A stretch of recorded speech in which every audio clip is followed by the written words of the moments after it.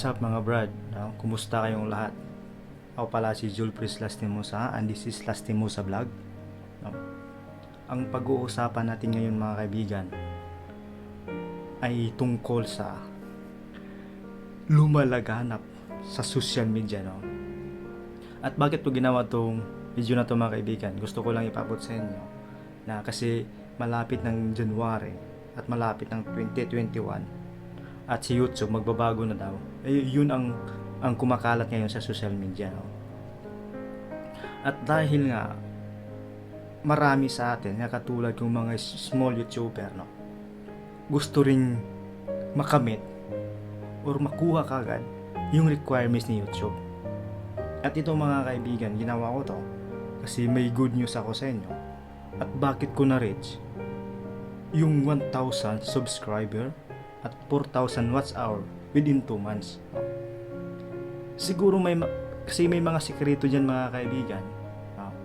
At papatunayan yung makikita nyo sa screen ko na nag-congratulations sa akin si YouTube. At gusto nyong tingnan yung YouTube ko kung kailan ako nag-upisa yung unang post ko na video. October pa yun. So natanggap po yung congratulations ni YouTube is November 30. So, yun. Bago ako pumunta dun sa sikretong sinasabi ko at tips na paano mo ma-reach at paano mo makuha yung 1,000 subscriber at 4,000 watch hour mga kaibigan. So, hayaan mong i-explain ko muna sa inyo kung ano yung lumalaganap at nangyayari sa social media para maintindihan yung mga kaibigan, no? Kasi lahat naman tayo dumaan sa ganito. Kahit ako dumaan ako sa mga ganyan, no? Yung makipag-sub to sub ka at makipag-watch to watch ka mga kaibigan, which is normal yun sa atin kasi mga small YouTuber pa nga tayo, hindi pa tayo sikat, no? At kailangan natin managdagan yung subscriber natin kasi hindi naman maganda yung content natin, hindi naman gaano kaganda hindi katulad ng mga sikat na. At kahit anong ipopost na sa YouTube channel at panunuorin ng mga tao yun dahil nga kay sikat na sila, diba? Nakukuha mo ba yun? So ngayon mga kaibigan, alam natin na pagpasok sa YouTube is mahirap kasi may requirements nga at hindi basta-basta, no? Alam ko at alam yung lahat na nakipag-sub to sub din ako. Katulad niyang ginawa nyo ngayon, parehas tayo lahat, no? Halos na nga makalimutan na yung trabaho natin, yung mga obligasyon natin dahil sa ganyan. Wala na tayong oras, pati sa pagtatrabaho natin, parang nabablango nga kung palagi mong iniisip yung subscriber mo na lang at YouTube mo, no?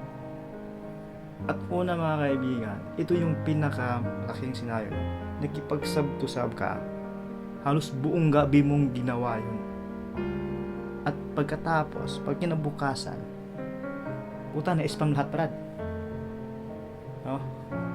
At dito papasok yung disappointed mo mga kaibigan, no? Kasi nga nadi-disappoint ka kasi puta buong gabi mo yun pinaghirapan tapos biglang nawala, no? Parang bumalik ka sa zero tapos hindi ka pa nakatulog, biglang nawala. Ano ba talagang nangyari, no? Kasi mga kaibigan, sabi nga nila, yung mga big YouTuber at yung malaki ng mga marami na subscriber, no? Mga hundreds, 100,000, sabi nga nila, no? Hayaan mo YouTube mo mag-grow at organic yung mga subscriber, which is tama yun naman. Tama yun mga kaibigan dahil sila nakauna na, no? Paano naman tayo mga YouTuber na paangat pala, ang dami na ngayon gumagawa ng video kaya mahihirapan tayo ng mga tao manunood sa atin, diba? Lalo na yung content natin hindi naman gaano kaganda at hindi naman gaano galing yung mga edit kasi bago pa nga tayo at kailangan muna natin ng more practice, no? So ayan nga, so pumasok na tayo doon, nakipag-message tayo, tapos yun, nakipag-watch to watch, ganun. Yung oras ba, yung sinasayang natin yung oras natin na itutulog na lang natin at ginagawa natin yun, no? Halos buong gabi eh. Tapos ito pa, no? At sa mga Facebook, may mga ano yan eh, may mga paangat program yan eh. Siguro na nadaanan nyo yan, yung mga paangat program. Tapos magme-message sa'yo na mag-promote at by number yon. Yung iba yan by number, siguro alam yun, iba by number yun, no? May mga number na 57, 58, 59, ganun. Tapos ipopost yun at ito yung number na to at ito yung isa-subscribe mo at hanapin mo sa YouTube. Puta Brad, paano naman ikaw, no? Paano naman ikaw? Hinahanap mo sa doon at punta yung members lang sa mga 3,000 eh. Yung mga ganun, mga 2,000 plus, mga 3,000 plus. Subscribe lang, subscribe doon, no? Tapos, ginawa ko yun kasi akala ko babalikan din ako. Tingnan. Wala. At ito pa yung pinaka-worst doon, mga kaibigan, no? May magme-message sa'yo na makipagdikitan. Tapos, yun na subscribe mo na. Pagkatapos nun, at sabihin, bukas na lang kita babalikan. At kasi para hindi may spam, at may lista naman daw sila na may pa-picture-picture pa yun. Ay, kasama ka sa lista nun. Putay na, Brad, naging 1 week na, wala pa, no? Pag minisin mo at sabihin sa'yo na tapos na, no? Na-subscribe ka na, putay. Ini-skip yung ini-skip yung video mo, tapos sinaska, tapos in-screenshot, tapos pinasa sa'yo. Alam mong na-escape kasi wala, kung hindi naka-escape yun, mga kaibigan, yung video ito tip ko pag hindi naka-escape, makikita yung white na nasa unahan, no? Nag-a-adjust yun. Pag naka-escape yun, diretso yun, no? Wala pang 1 minute, naka-screenshot na at 5 minutes.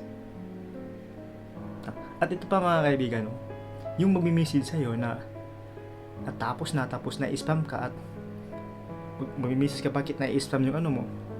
At meron din magre-reply na yung mga sa mga post, no, sa Facebook, at nagre-reply na dahil nga pangit yung content mo at hindi maganda yung content kaya nag-a-ask ka. Tawag mo akong sabihan ng ganyan. Sana yung pamalo ko dito. Susuklayin kita eh, no? Yung nagsasabi niya, no? Gusto kong susuklayin kita eh. Ha? Papaluin kita ng suklay eh. Kasi, no, ang pinag-usapan dito naman, hindi yung content. Ang pinag-usapan nito, yung subscriber, no, di ba? Paano naging maganda at pangit, kahit pangit yung content mo, at ang pinag-usapan nyo ay subscriber, no? At kahit gaano kapangit yan, kasi nagpalitan ka at wala kang pakialam kung maganda o pangit, at least nagpalitan ka kasi nga sub to sub. Kukuha mo pa, ha? Yun na nga, papasok, mga kaibigan, yung madi-disappoint ka na naman. Bakit? Kasi yung message pa lang, no? Hindi pa tapos, sinabihan mo na yung mga katulad natin na pangit yung content, no? Bakit? Gaano ba kaganda ang content mo, no? Siguro kung mas maganda ang content mo kaysa akin, okay lang yon. At maintindihan ko yon kasi nga bago pa nga kami at hindi pa kami gaano kagaling, hindi katulad ng iba. Nakukuha mo ba? Ikaw, nakukuha mo ba? Hindi ko nila lahat, pero marami sila, mga ganyan, no? Kaya na may papangat-angat program kayo, susuplayin ko kayo eh, no? At ito pa, mga kaibigan, no? Dahil nga yun, no? Ang nangyari, pag na-disappoint ka, dun mawala ka ng gana, no? Yung pinaghirapan mo, parang nawala ka ng gana, yung pinaghirapan mo, gumawa ka ng video, mawawala yun at ma-disappoint ka at masasabi mo nga hindi to para sa'yo. Pero mga kaibigan, para to sa lahat. Ako na magsasabi sa inyo, para to sa lahat, dahil itong YouTube ay nagdepende yan sa'yo. Kahit anong isipin mo, kahit maggumawa ka ng content at yung content ginawa mo, yung naisip mo, Hindi lang ikaw nakaisip yan. At meron na yan sa YouTube. Kaya ang gawin mo mga kaibigan, no? Gawan mo ng twist lang yun. Yun lang naman eh. No? Gawan mo lang ng twist yun. At yun na yun. No? At ano ba talaga ang purpose mo sa YouTube? Ako, kung tanungin mo ako mga kaibigan, ito lang ang purpose sa YouTube. Unang-una mga kaibigan, syempre, kahit papaano, makapagpasaya ng tao. Pangalawa mga kaibigan, kumita. Yun lang man talaga no? Kasi, bakit mo gagawin to? Yung iba nga nagsasabi dyan yung mga big YouTuber, hindi ko yan lahat kasi yung iba, yung iba sabi nila, ginagawa lang itong YouTube nila daw dahil libangan, dahil may memories, which is tama naman yun. Tama yun. Pero ang bottom line talaga kaibigan, para kumita na rin. Kahit sino tanongin, ganun ang sagot, no? Kasi alam naman natin sa YouTube, dollar ang kinikita nun. Bago ko to sabihin sa inyo ang yung sekreto ko, huwag mong gagayahin na tong gago na to, no? Sana huwag mong gagayahin tong gago na to.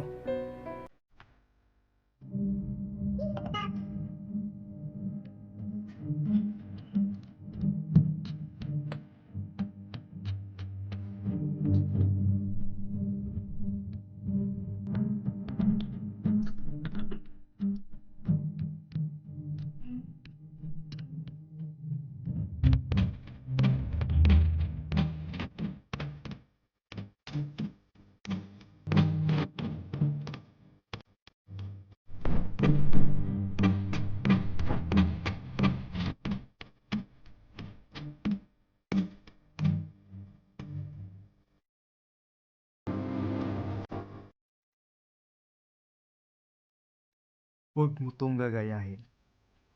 Hindi to nakakatulong sa inyo mga kaibigan. Gets mo? So ngayon na mga kaibigan, no?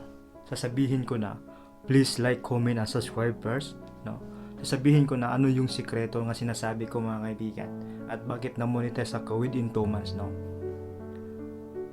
Sa totoo mga kaibigan, sa tingin ko legit naman to kasi ako naging isa man ako doon at naging perfect naman yung ano nila at naging satisfied naman ako sa ginawa nila, which it's may bayad yun, no?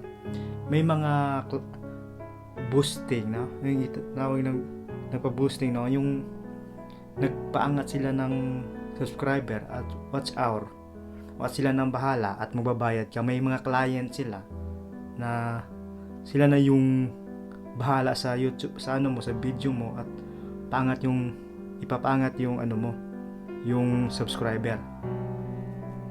At meron dyan mga kaibigan at malalaman mo yan kasi minsan may nagpo-push yan. Ang sa akin lang naman yung tiwala ba, yung tiwala mo na sana hindi ka ma-scam kasi alam kong hindi lahat, no? Kasi social media yan at hindi mo sila kilala. Ang sayo lang naman yung tiwala mo. At ito, wag ka palaging magreklamo kung tinatrabaho nila yung YouTube channel mo dahil nape-pressure sila at magbibigay naman sila ng ilang week bago ma-reach yung subscriber mo at yung watch hour mo, no? Siguro mga 3 weeks makukuha mo na yun, no? Kasi mga kaibigan, malapit ng January at ito na yung ginawa ko tong video na to kasi ito na yung time, no? Yung hindi pa nakuha yung 1,000 subscriber na YouTube na ano niya at kailangan mo yung kunin kasi pagka January na magtataas na si YouTube sabi yun ang balita, no? Pero may mga client dyan mga kaibigan nga nagpaangat sa subscriber at pero may bayad lang yun depende yun kung ilan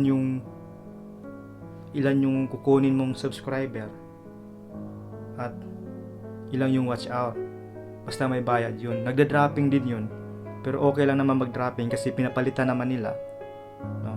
At ganun din nangyari sa akin. So sana po makatulong to sa inyo kasi alam naman natin na basta yung balita nga na this coming January 2021 is magtataas na si YouTube, which is mahirap yan. Kung 10,000 subscriber ang habulin mo, tapos 5,000 watch hour, mahirapan tayo niyan. Di ba? No? At yun lang. Kung gusto ka sana ipakita yung conversation namin kasi siguro private ko na lang yun. No? Yung naging client ko din. Siya na bahala nun. At yun nga sinasabi ko, magbabayad ka rin. At kasi sabi naman ng iba, no, hayaan mo yung channel mo lumaki at video ka lang. Mahirap yun, kaibigan, kasi pag nagbibideo ka lang at hindi naman lahat nanonood sa'yo at nagsa-subscribe, kasi nga marami na ngang sikat, no? At ang goal naman natin sa YouTube is kumita. So siguro kung ito na yung tamang panahon na bago gumawa ng maraming video, dapat nakamonetize ka na para hindi naman masayang yung araw-araw ka nagpapagod para sa ganyan. Kasi alam namin may trabaho ka rin, di ba?